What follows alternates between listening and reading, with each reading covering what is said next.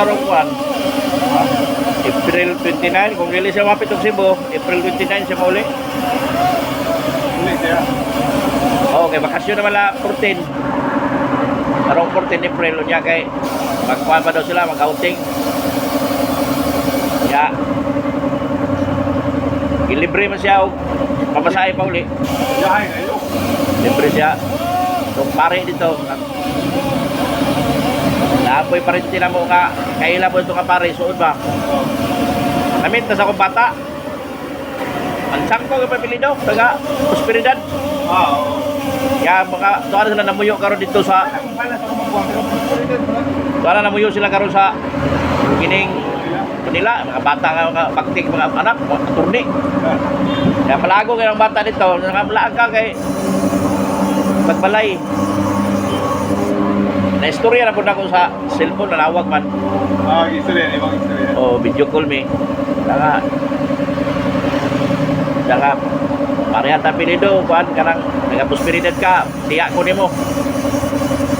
Magkita ka sa ako, magkita po ko sa iya. Pero, wala pa may nakita, personal yun. Kailan lang sa akong papa. Mautong, naghatag siya bugas dito karon kada bulan, sponsor sila dito sa katungkuan. Mautong kinggan si patmatungkuan nga.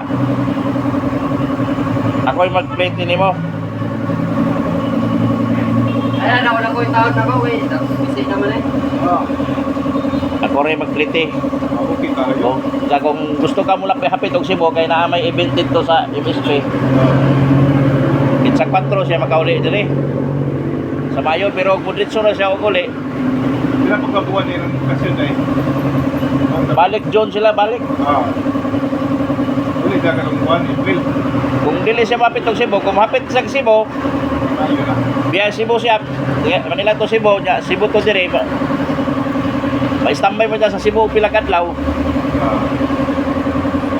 Alam ticket karon anak ulang kain diyan sa ilat ng Lukatan. Lukatan ako. Karong pinsi aumag lang ka.